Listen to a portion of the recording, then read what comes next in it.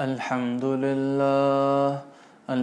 لله رب العالمين والعاقبة للمتقين والصلاة والسلام على أشرف الأنبياء والمرسلين محمد وعلى آله وصحبه أجمعين. أعوذ بالله من الشيطان الرجيم. بسم الله الرحمن الرحيم. قل إن كان آباؤكم وأبناؤكم وإخوانكم وأزواجكم وعشيرتكم وأموال اقترفتموها وتجارة تخشون كسادها ومساكن ترضونها أحب إليكم من الله ورسوله وجهاد في سبيله فتربصوا حتى يأتي الله بأمره والله لا يهدي القوم الفاسقين. صدق اللہ العلی العظیم. سامعین اکرام،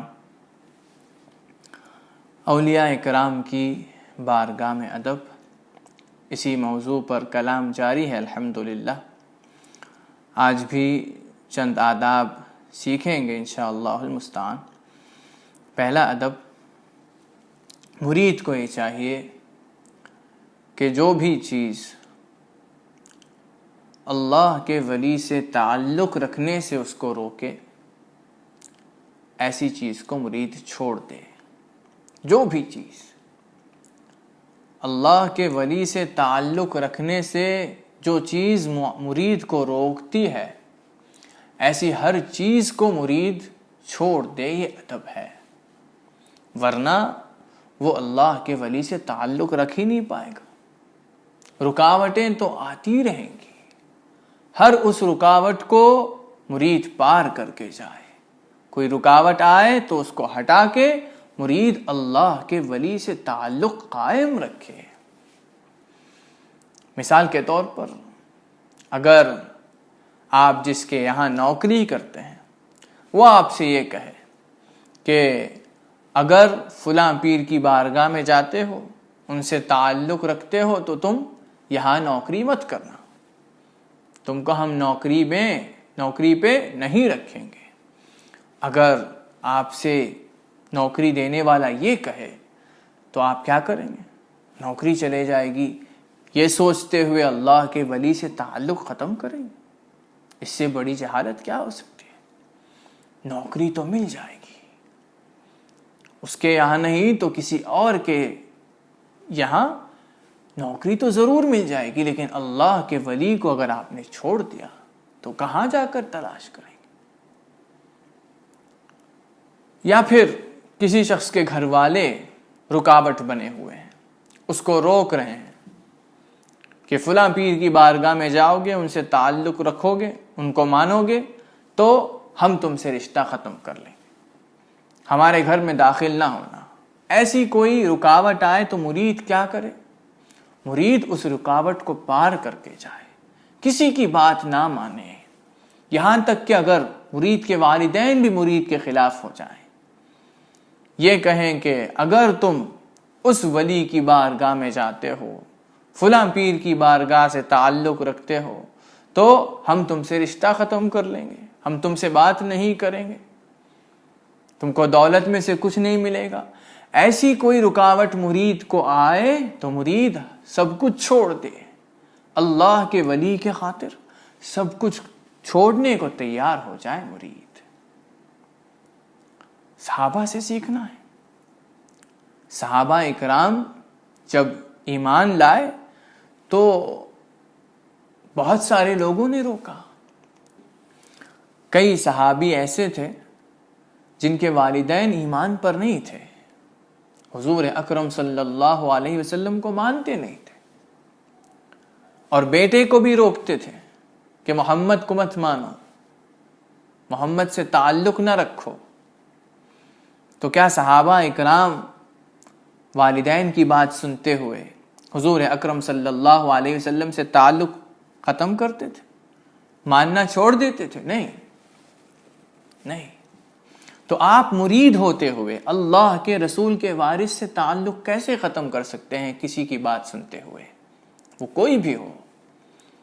الغرض جس طرح حضور اکرم صلی اللہ علیہ وسلم سے تعلق ختم کرنے کو جب لوگ کہتے تھے، گھر والے کہتے تھے، رشتہ دار کہتے تھے، والدین کہتے تھے، تو صحابہ نہیں مانتے تھے، ان کی بات کی کوئی پرواہ نہیں کرتے تھے، اسی طرح مرید کو چاہیے کہ جو بھی اللہ کے ولی سے تعلق رکھنے سے مرید کو روکے، چاہے وہ گھر والے کیوں نہ ہو، رشتہ دار کیوں نہ ہو، دوست احباب کیوں نہ ہو، بھائی بہن کیوں نہ ہو، والدین کیوں نہ ہو، اللہ کے ولی سے اگر تعلق رکھنے سے وہ روکتے ہیں تو ان کی بات کی پرواہ مت کیجیے،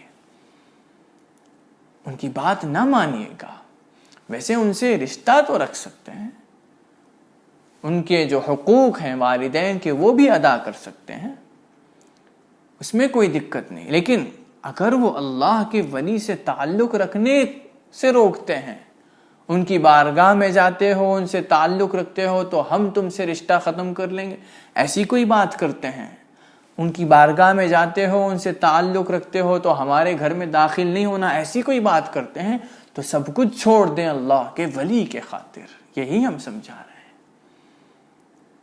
سب کچھ چھوڑ دیں، کسی کے لیے اللہ کے ولی کو نہ چھوڑیں، کسی کے لیے بھی، کسی کی بات سنتے ہوئے اللہ کے ولی کو نہ چھوڑ دیں آپ، یہ بہت ضروری ادب ہے۔ اب اشکال یہ پیدا ہوتا ہے کہ سیدنا اویس القرنی رحمت اللہ علیہ تو بہت بڑی ہستی تھے، لیکن آپ نے رسول اکرم صلی اللہ علیہ وسلم کی زیارت تک نہیں کی، حضور اکرم صلی اللہ علیہ وسلم کی دنیاوی زندگی کے اندر آپ بھی موجود تھے، لیکن آپ کسی اور جگہ پر تھے، یمن میں تھے،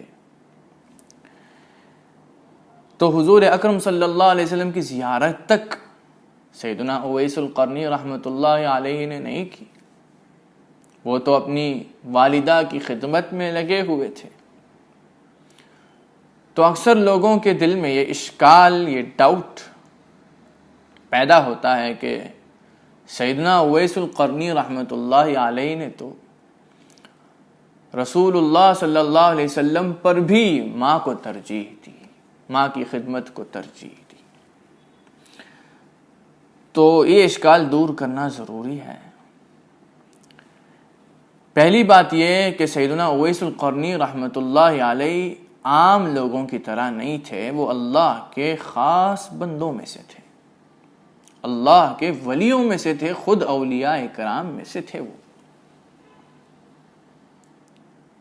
تبھی تو حضور اکرم صلی اللہ علیہ وسلم نے جب سیدنا اویس القرنی رحمت اللہ علیہ کا تذکرہ کیا تو فرمایا لو اقسم علی اللہ لأبرہ، صحیح مسلم کی حدیث ہے، جس حدیث کے اندر حضور اکرم صلی اللہ علیہ وسلم نے سیدنا اویس القرنی رحمت اللہ علیہ کا تعارف کرایا صحابہ کو،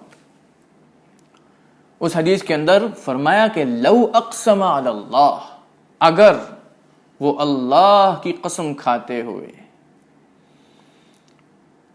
کچھ کہتے ہیں، کوئی بات کہتے ہیں، تو اللہ لأبرہ، تو اللہ ان کو ان کی قسم میں سچا بنا دیتا ہے، یعنی کہ جو بات وہ کہتے ہیں وہ پوری کر دیتا ہے اللہ سبحانہ و تعالی۔ تو یہ اولیاء اکرام کی صفت ہے نا، یہ عام لوگوں کی صفت نہیں۔ عام لوگ اللہ کی قسم لیتے ہوئے کچھ بھی کہیں اور اللہ اس کو پورا کرتا چلے، یہ عام لوگوں کی بس کی بات نہیں، یہ تو ہو ہی نہیں سکتا۔ لیکن سیدنا اویس القرنی رحمت اللہ علیہ کے بارے میں حضور اکرم صلی اللہ علیہ وسلم نے فرمایا کہ لو اقسم علی اللہ لأبرہ، یہ ولیوں کی صفت ان کے اندر ہے، یہ بتلایا۔ اتنا ہی نہیں، صحابہ سے یہ بھی کہا کہ اگر تم ان کو پاؤ تو ان سے کہنا کہ ہمارے لیے استغفار کریں، اللہ سے معافی طلب کریں. اور سیدنا عمر رضی اللہ تعالی عنہ نے خود اویس القرنی رحمۃ اللہ علیہ کو پایا، آپ سے ملاقات کی اور آپ سے کہا کہ فاستغفر لی، میرے لیے استغفار طلب کیجیے گا، اللہ سے میرے لیے معافی طلب کیجیے گا. حضور اکرم صلی اللہ علیہ وسلم کا حکم تھا. اس طرح اویس القرنی رحمۃ اللہ علیہ سے استغفار کروانا. تو سیدنا عمر رضی اللہ تعالی عنہ نے کہا فاستغفر لی، کہ میرے لیے استغفار کیجئے گا، اللہ سے معافی طلب کیجئے گا میرے حق میں. تو سیدنا اویس القرنی رحمۃ اللہ علیہ نے استغفار کیا. الغرض اگر اویس القرنی رحمۃ اللہ علیہ کوئی عام ہستی ہوتے تو یہ فضیلت نہیں بیان کی گئی ہوتی. صحابہ کو یہ حکم نہیں ملا ہوتا کہ جب ان کو پاؤ تو ان سے کہنا کہ ہمارے لیے استغفار کریں. تو وہ عام ہستی نہیں تھے، وہ اللہ سے خود تعلق رکھتے تھے. یہ بات جاننا بہت ضروری ہے، بہت ضروری ہے. اور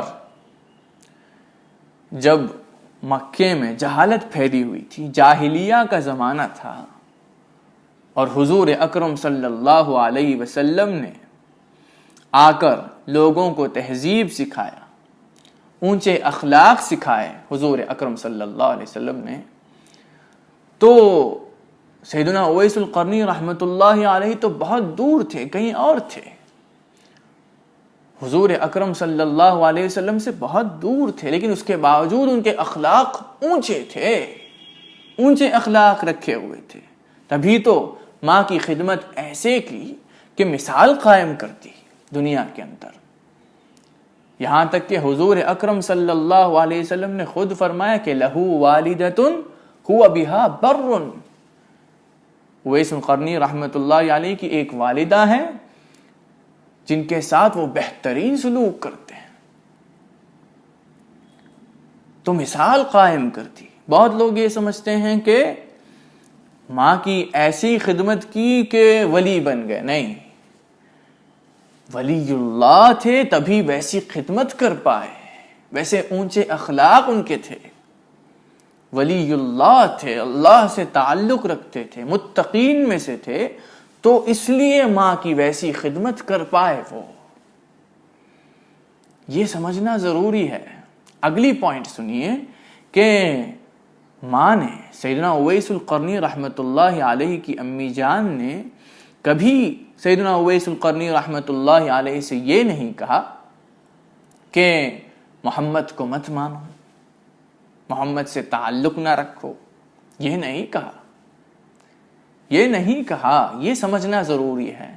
ہم نے بس یہ سمجھایا تھا کہ اگر آپ کے گھر والے، آپ کے رشتہ دار، دوست احباب یا جو بھی ہو، آپ کو اللہ کے ولیوں کو ماننے سے، ان سے تعلق رکھنے سے روکیں.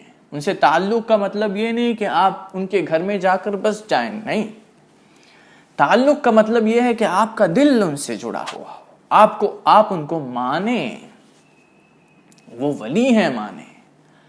اگر کوئی آپ سے یہ کہتا ہے کہ ان سے نہیں جڑنا، ان کو نہیں ماننا، ان کی بارگاہ میں نہیں جانا، ایسے کہتے ہیں، تب ان کی بات نہیں ماننی ہے. سیدنا اویس القرنی رحمۃ اللہ علیہ کی امی جان نے ایسی کوئی بات نہیں کی کہ رسول اللہ کو مت مانو، نعوذ باللہ، حضور صلی اللہ علیہ وسلم سے مت جڑو، ایسی کوئی بات نہیں کی. تو ہم نے یہ سمجھایا تھا کہ جب آپ کے رشتہ دار، آپ کے گھر والے، چاہے والدین کیوں نہ ہو، اللہ سے جن کا تعلق ہے ان کو جھٹلانے کو کہتے ہیں، ان سے تعلق نہ رکھنے کو کہتے ہیں، ان کے ساتھ اگر جڑو گے تو ہم تم سے رشتہ ختم کر لیں گے، تم سے بات نہیں کریں گے، ایسی کوئی بات کرتے ہیں، تب ان کی بات نہیں ماننا ہے. یہ سمجھایا تھا. اور سیدنا اویس القرنی رحمۃ اللہ علیہ کی امی جان نے ایسا کوئی کام نہیں کیا. کہاں آتا ہے تاریخ میں؟ نہیں. کوئی ایسی بات نہیں کی. تو سیدنا اویس القرنی رحمت اللہ علیہ خود اللہ کے نیک بندوں میں سے تھے. اور اللہ کے نیک بندوں کی شان آپ سمجھیے کہ ظاہر میں کچھ ہو یہ ضروری نہیں، باطن میں بہت چیزیں ہوتی ہیں. آپ یہ نہ سمجھیں کہ سیدنا اویس القرنی رحمت اللہ علیہ نے حضور اکرم صلی اللہ علیہ وسلم سے ملاقات ہی نہیں کی، ظاہر میں ملاقات نہیں کی، ظاہر میں ملاقات نہیں کی. ظاہر میں ملاقات ہوتے تو صحابی کہلاتے، صحابی نہیں کہلا رہے. حضور اکرم صلی اللہ علیہ وسلم کی دنیاوی زندگی میں موجود تھے وہ، پھر بھی صحابی نہیں کہلا رہے، کیونکہ ظاہر میں ملاقات ضروری ہے صحابی کہلانے کے لیے. ظاہر میں ملاقات تو نہیں کی لیکن باطن میں ملاقات کی ہوگی. تمام اولیاء اکرام آج بھی جب اللہ کے رسول سے باطن میں ملاقات کرتے ہیں، روحانی ملاقات ہوتی رہتی ہے. تو سیدنا اویس القرنی رحمت اللہ علیہ جو بہت بڑے ولی ہیں، انہوں نے ملاقات کیسے نہیں کی ہوگی؟ ضرور ملاقات کی ہوگی، لیکن باطن میں روحانی ملاقات کی ہوگی. یہ سمجھنا ضروری ہے. نبیوں کے امام تشریف لائے ہوں اور سیدنا اویس القرنی اتنے بڑے ولی ہوتے ہوئے ان کی زیارت نہ کریں، یہ کیسے ہو سکتا ہے؟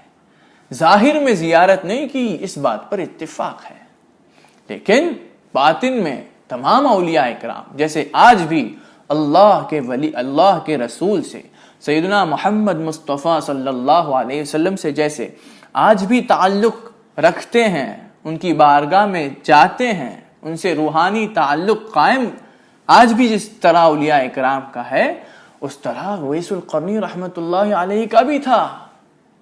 یہ بات سمجھنا ضروری ہے. سیدنا احمد الکبیر الرفاعی رحمت اللہ علیہ قدس اللہ سرہ العزیز فرمایا کرتے تھے کہ فی حالت البعد روحی کنت ارسلها. جب روضہ شریف کے سامنے جا کر سیدنا احمد الکبیر الرفاعی قدس اللہ سرہ العزیز کھڑے ہوئے تو یہ قصیدہ پڑھا کہ فی حالت البعد، جب میں دور تھا یا رسول اللہ، روحی کنت ارسلها، میں اپنی روح کو بھیجا کرتا تھا آپ کی بارگاہ میں، آپ کی خدمت میں. تقبل الاعتاب عنی وہو نائبتی، وہی نائبتی، وہ چوکٹ کو چومتی تھی میری روح، آ کے میری نائب بن کر آتی تھی، میرے بدلے میں میری روح آیا کرتی تھی.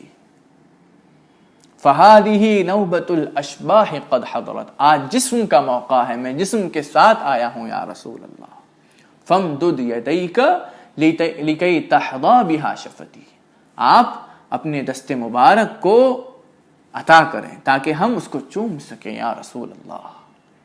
سیدنا احمد الکبیر الرفاعی قدس اللہ سرہ العزیز کی کرامتوں میں لکھا جاتا ہے کہ جب آپ نے یہ قصیدہ پڑھا روضہ شریف کے سامنے کھڑے ہو کر کے، تو بارگاہ رسالت سے یعنی کہ روضہ شریف کے اندر سے حضور اکرم صلی اللہ علیہ وسلم نے اپنے دست مبارک کو پھیلایا اور سیدنا احمد الکبیر الرفاعی نے چوما بھی.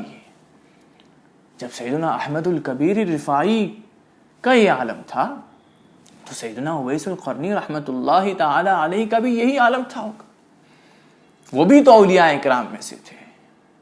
جس طرح آج تمام اولیاء اکرام حضور اکرم صلی اللہ علیہ وسلم کی زیارت کیا کرتے، روحانی طور پہ باطنی دنیا میں زیارت کیا کرتے ہیں، اس طرح سیدنا اویس القرنی رحمت اللہ علیہ نے بھی زیارت کی ہے. حضور اکرم صلی اللہ علیہ وسلم سے ملاقات کی ہے، ظاہر میں تو نہیں لیکن باطن میں. تو اگر آپ بھی کچھ ایسے ہیں سیدنا اویس القرنی رحمت اللہ علیہ کی طرح کہ حضور اکرم صلی اللہ علیہ وسلم سے آپ دور ہی سے تعلق قائم رکھ سکیں، یا پھر حضور اکرم صلی اللہ علیہ وسلم کے جو وارث ہیں، اللہ کے ولی آج کے دور میں جو ہیں، ان سے تعلق ان کے پاس آئے بغیر ہی آپ رکھ سکتے ہیں، آپ اپنی روح کے ذریعے ان سے ملاقات کر سکتے ہیں. تو آپ کو بھی ضرورت نہیں کہ آپ آئیں اللہ کے ولیوں کی بارگاہ میں تشریف لائیں، ضروری نہیں، کیونکہ آپ خود پہنچے ہوئے ہیں. ہم یہاں پہنچے پہنچے ہوئے لوگوں کے بارے میں بات نہیں کر رہے ہیں. جو لوگ پہنچ گئے ہیں, اللہ سے تعلق قائم کر چکے ہیں, ان کی بات ہم نہیں کر رہے ہیں. وہ تو اپنے گھر بیٹھے ہی ہر معاملہ انجام دے دیتے ہیں. جو اللہ سے تعلق قائم کر چکے ہیں وہ تو کمرے میں بیٹھے ہوئے ہی باطنی دنیا میں اولیاء اکرام سے جڑ جاتے ہیں, اولیاء اکرام سے تعلق رکھ لیتے ہیں. بڑے بڑے اولیاء اکرام کی طرف سے ان کو الہام آتے رہتا ہے. حضور اکرم صلی اللہ علیہ وسلم سے تعلق ہمیشہ برقرار رہتا ہے, قائم رہتا ہے. ایسے لوگوں کی بات نہیں کر رہے ہیں, ہم تو عام لوگوں کی بات کر رہے ہیں. آپ عام لوگ ہیں, تو جو عام مریدین ہیں جن کا اللہ سے کوئی تعلق نہیں, ان کو اگر اللہ کے ولیوں کی بارگاہ میں جانے سے کوئی روکے, اللہ کے ولیوں سے جڑ جانے سے, ان کو ماننے سے کوئی روکے, ان کی بارگاہ میں تشریف لے جانے سے کوئی روکے, تب ایسے کسی شخص کی بات مرید کو نہیں سننی ہے. سب رکاوٹوں کو پار کر کے اللہ کے ولیوں تک پہنچنا ہے. تو یہ جو اشکال ہے, جو ڈاؤٹ ہے کہ سیدنا اویس القرنی رحمۃ اللہ علیہ نے تو حضور اکرم صلی اللہ علیہ وسلم کی زیارت تک نہیں کی, اس کو دل سے نکال دیجئے. زیارت تو کی, باطنی دنیا میں کی ہے, اسی لیے صحابی نہیں کہلا پائے. روح کے ذریعے زیارت کرتے رہتے ہیں اولیاء اکرام. تو حضور اکرم صلی اللہ علیہ وسلم کی طرف سے حکم ملا ہوگا کہ تم مت آؤ, جسم کے ساتھ آنے کی ضرورت نہیں, وہیں امی کی خدمت میں رہ جاؤ. کوئی حکم ملا تھا ہوگا, الہام آیا تھا, اس لیے سیدنا اویس القرنی رحمۃ اللہ علیہ تشریف نہیں لائے بارگاہ رسالت میں. تو اس بات کو سمجھیے گا کہ جو لوگ اللہ سے تعلق رکھتے ہیں ان کی طرح نہیں ہیں ہم. ہمیں اللہ کے ولیوں سے جڑنا ہے, ان کی بارگاہ میں جانا ہے. اگر ان کی بارگاہ میں جانے سے, ان سے جڑنے سے, ان پر یقین رکھنے سے کوئی آپ کو روکتا ہے تو وہ کوئی بھی ہو, ان کی بات نہیں ماننا ہے. یہ سمجھایا تھا. دوسرا ادب, مرید کو چاہیے کہ جب اس کے پیر ہجرت کریں تو مرید بھی پیر کے ساتھ ہجرت کرے. جس بستی کے طرف اللہ کے ولی ہجرت کر کے جاتے ہوں, اسی بستی کے طرف مرید بھی ہجرت کر لے. ہاں, اگر مرید کو ساتھ چلنے کی اجازت نہیں ہے, کسی اور بستی میں رہنے کا حکم ہو رہا ہے تو وہیں پر رہے. اگر ساتھ جانے کی اجازت ہے, عام اجازت ہے, سب کے لیے اجازت ہے, تو مرید کو چاہیے کہ پیر جس بستی کے طرف ہجرت کر رہے ہیں اسی بستی کے طرف مرید بھی ہجرت کرے. اور یاد رکھیے کہ اکثر اولیاء کرام کی زندگی میں ہجرت پائی جاتی ہے, کیونکہ رسول اکرم صلی اللہ علیہ وسلم کی زندگی میں ہجرت تھی. آپ کو مکے والوں نے ہجرت کرنے پر مجبور کیا, تو یہ حضور اکرم صلی اللہ علیہ وسلم کی سنت ہے ہجرت کرنا. تو جو ہجرت حضور اکرم صلی اللہ علیہ وسلم کی زندگی میں پائی گئی, ویسی ہی ہجرت حضور اکرم صلی اللہ علیہ وسلم کے وارثوں کی زندگی میں بھی پائی جائے گی. یعنی کہ اولیاء کرام کی زندگی میں بھی ہجرت پائی جائے گی. سیدنا ابو یزید البسطامی قدس اللہ سرہ العزیز کو بستی والوں نے بستی سے باہر کر دیا, ہجرت کرنے پر مجبور کیا, آپ کو ہجرت کرنا پڑا. سیدنا ابو الحسن علی الشاذلی بہت بڑے ولی اللہ ہیں, آپ نے ہجرت کی. بستی والے تنگ کر رہے تھے, ہجرت کرنے پہ مجبور کر رہے تھے. اور سیدنا محمد ابن فضل البلخی بلخ سے تھے. بلخ وہ جگہ ہے جہاں پر بڑے بڑے اولیاء اکرام تشریف لائے. شقیق البلخی نام کے ولی اللہ سنے ہوں گے آپ, بہت مشہور ہیں. تو سیدنا محمد ابن فضل البلخی رحمت اللہ علیہ کو لوگوں نے بہت پریشان کیا, بہت تنگ کیا, تانے دیے اور بستی سے باہر کر دیا. تو سیدنا محمد ابن فضل البلخی رحمت اللہ علیہ نے لعنت بھیج دی ان پر. فرمایا اس بات کو امام شعرانی نے طبقات الکبریٰ کے اندر ذکر کیا ہے، فرمایا کہ اللہم امنعہم الصدق، اللہ ان سے صدق کو ہٹا دے۔ تو فلم یخرج من بلخ بعدہ صدیق ابدا، اس کے بعد کوئی ولی اللہ وہاں پر تشریف نہیں لائے، کوئی عارف وہاں پر پیدا نہیں ہوا۔ بلخ تو وہ جگہ ہے جہاں پر بڑے بڑے ولی اللہ اولیاء کرام کی آمد ہوئی تھی، لیکن جب عارفین کو ستایا گیا وہاں پر، جب اللہ کے ولیوں کو پریشان کیا گیا وہاں پر، تنگ کیا گیا وہاں پر، باہر کر دیا گیا اس بستی سے، تب اللہ کے ولی کی لعنت ان کو لاحق ہوئی۔ فرمایا اللہم امنعہم الصدق۔ تو اس کے بعد وہاں پر کوئی ولی اللہ تشریف نہیں لائے، یہ تاریخ میں آتا ہے۔ طبقات الکبریٰ کے اندر امام شعرانی نے ذکر کیا۔ الغرض مرید کو یہ جان لینا چاہیے کہ اکثر اولیاء کرام کی زندگی میں ہجرت تھی، اور آئندہ جو اولیاء کرام آئیں گے، اب آج جو اولیاء کرام ہیں ان کی بھی زندگی میں ہجرت ہو سکتی ہے۔ اسی لیے بحر المدید کے اندر، تفسیر بحر المدید کے اندر امام ابن عجیبہ نے فرمایا کہ لما ہاجر النبی صلی اللہ علیہ وسلم من وطنہ الى المدینہ وحینئذ نصر الدین بقیت سنتا فی الاولیاء، جب حضور اکرم صلی اللہ علیہ وسلم نے مدینے کے طرف ہجرت کیا اور وہاں پر دین کو نصرت بھی ملی، تو یہ بات اولیاء اکرام کی سنت بن گئی۔ کون سی بات؟ یوں ہجرت کرنا، کیونکہ اولیاء اکرام رسول اکرم صلی اللہ علیہ وسلم کے وارث بن کر آتے ہیں، نائب الرسول بن کر آتے ہیں۔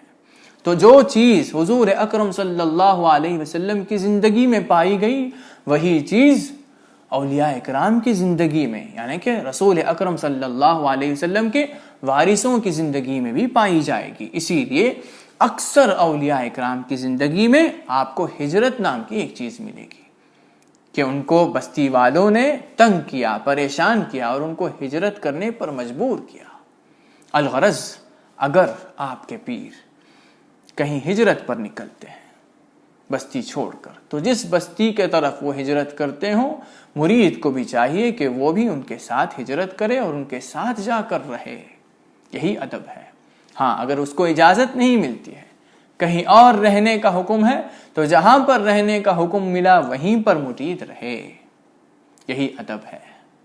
اگلا ادب امام ابن عجیبہ رحمۃ اللہ علیہ نے اپنی تفسیر بحر المدید کے اندر فرمایا کہ لا ينبغي للمرید الصادق ان يخالط اہل الغفلہ، سچے مرید کو یہ چاہیے کہ وہ ہرگز غفلت والوں کی صحبت اختیار نہ کرے۔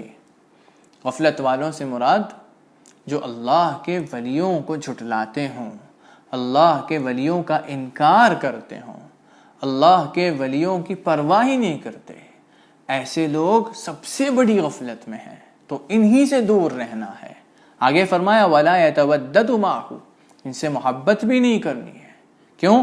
فَإِنَّ ذَلِكَ يَقْطَعُهُ عَنْ رَبِّهِ، کیونکہ مرید کو اللہ سے دور کر دے گی، ایسے لوگوں کی صحبت رب سے دور کر دے گی۔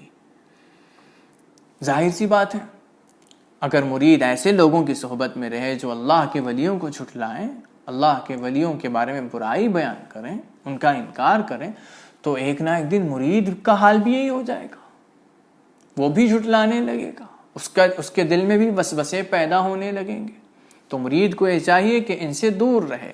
آگے فرمایا وَقَدْ حَذَّرَ الصُّوفِيَّةُ مِنْ صُحْبَةِ أَرْبَعٍ، صوفیان اکرام 4 لوگوں کی صحبت سے بھی منع فرما رہے ہیں۔ کون؟ الجبابرۃ المتکبرون، تکبری کرنے والے، بہت مال ہے سوچتے ہوئے تکبری جو کرتے ہیں، کسی بھی چیز پر بہت تکبری کرنے والے لوگوں سے دور رہیے گا۔ آگے فرمایا والقراء المداہنون، لوگوں کی محبت حاصل کرنے کے لیے لوگ ان کی تعریف کریں، یہ مقصد رکھتے ہوئے قرآن کی تلاوت کرنا، تقریریں کرنا، یہ جس کا کام ہو اس سے بھی دور رہیے گا۔ آگے فرمایا والمتفقرۃ الجاہلون، جاہل لوگ جو اللہ کی معرفت کا علم نہیں، نہ اللہ کے ولیوں سے تعلق ہے، بس فقیرانہ انداز اختیار کرتے ہیں، یعنی کہ خود کو بڑا فقیر سمجھتے ہیں، بہت بڑا ولی سمجھتے ہیں اور ناٹک کرتے ہیں، ایسے لوگوں سے بھی دور رہیے گا۔ والعلماء المتجمدون، علماء سے بھی دور رہیں۔ کیسے علماء؟ جو شریعت کا ظاہری علم سیکھنے کے بعد سمجھتے ہیں کہ ان کے پاس جو علم ہے وہی سب کچھ ہے، اور اللہ کے ولیوں کا انکار کرتے ہیں، اللہ کے ولیوں کی شان بیان نہیں کرتے۔ علماء کو چاہیے کہ وہ لوگوں کو اللہ کے ولیوں کی شان سمجھائیں، اللہ کے ولیوں کا مرتبہ سمجھائیں۔ اللہ کے ولیوں سے جو علماء دور کرتے ہیں لوگوں کو، ایسے لوگوں سے دور رہیے گا۔ کیوں؟ لِأَنَّهُمْ مُولَعُونَ بِالطَّعْنِ عَلَىٰ أَوْلِيَاءِ اللَّهِ، کیونکہ ایسے لوگوں کا کام ہی یہ ہے کہ وہ اللہ کے ولیوں پر طعن کریں، ان کے بارے میں برائی بیان کریں۔ وَيَرَوْنَ ذَلِكَ قُرْبَةً تُقَرِّبُهُمْ إِلَى اللَّهِ، اور اس کو بہت بڑا بہترین کام سمجھتے ہیں، دین کا کام سمجھتے ہیں، اس سے اللہ کی قربت ملے گی سمجھتے ہیں۔ کئی مقرروں کو آپ نے دیکھا ہوگا، اللہ کے ولیوں کے بارے میں برا بھلا کہتے ہیں، درگاہ میں مت جاؤ، اللہ کے ولیوں سے مطلب شرک ہے، بدعت ہے، یہ سب جو کہتے ہیں، یہ جن کا کام ہے، ایسے علماء سے دور رہیے گا۔ یہ اس طرح کی تقریریں کر کے سوچتے ہیں کہ اللہ ان سے راضی ہو جائے گا، وہ تو بہت بڑا دین کا کام کر رہے ہیں وغیرہ سوچتے ہیں، لیکن دراصل وہ اللہ کے ولیوں سے لوگوں کو دور کر رہے ہیں، اللہ کے ولیوں سے دور کر رہے ہیں لوگوں کو، اور خود بھی خدا سے دور ہوتے چلے جا رہے ہیں۔ ایسے لوگوں سے دور رہیے گا۔ اگلا ادب امام ابن عجیبہ نے فرمایا، کل من دخل تحت ولایت شیخ التربیہ وجب ان يرد حکوماته كلها الیہ ويرضى بما قضى علیہ، ہر وہ شخص جو اللہ کے ولی کے ذمے میں داخل ہو جائے، کسی ولی اللہ سے بیعت کر لے، اس پر لازم ہے کہ وہ اس کا ہر معاملہ اللہ کے ولی کو سونپے، اور وَيَرْضَى بِمَا قَضَى عَلَيْهِ، اور اللہ کے ولی جو فیصلہ سنائے اس سے راضی ہو جائے۔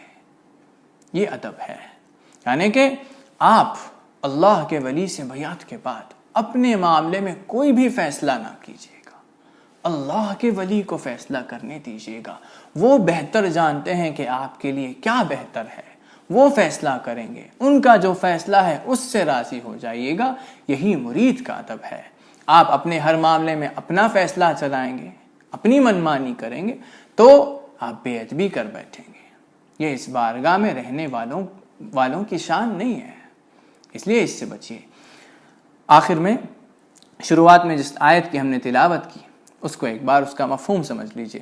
اللہ رب العزت نے فرمایا کہ قل، سورہ توبہ کی آیت ہے، قل ان کان آباؤکم، اے نبی صلی اللہ علیہ وسلم آپ فرما دیجئے گا کہ ان کان آباؤکم، اگر تمہارے باپ، و ابناؤکم تمہارے بیٹے، و اخوانکم تمہارے بھائی، وَأَزْوَاجُكُمْ تمہاری بیویاں، وَعَشِيرَتُكُمْ تمہارا قبیلہ، وَأَمْوَالٌ اقْتَرَفْتُمُوهَا اور وہ مال اور تمہارے کمائی کا مال، وَتِجَارَةٌ تَخْشَوْنَ كَسَادَهَا اور وہ تجارت جس میں نقصان کا تمہیں ڈر ہے، وَمَسَاكِنُ تَرْضَوْنَهَا اور تمہارے پسند کے مکان، یعنی کہ گھر، أَحَبَّ إِلَيْكُم مِّنَ اللَّهِ وَرَسُولِهِ وَجِهَادٍ فِي سَبِيلِهِ، یہ ساری چیزیں اگر اللہ اور اس کے رسول اور جہاد سے بھی تمہارے لیے پیاری ہو جائیں تو فتربصوا انتظار کرو، حتی یأتی اللہ بامرہ، یہاں تک کہ اللہ اس کے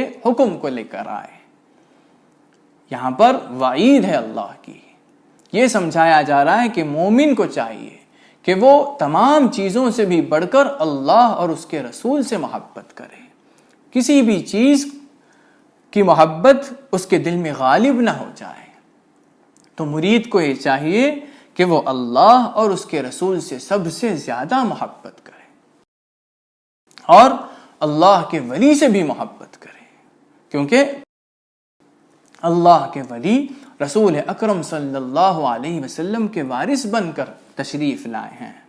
تو مرید کو یہ چاہیے کہ مرید کی زندگی میں اللہ، اس کے رسول اور اولیاء اکرام سے بھی زیادہ پسندیدہ چیز، پیاری چیز کچھ بھی نہ ہو۔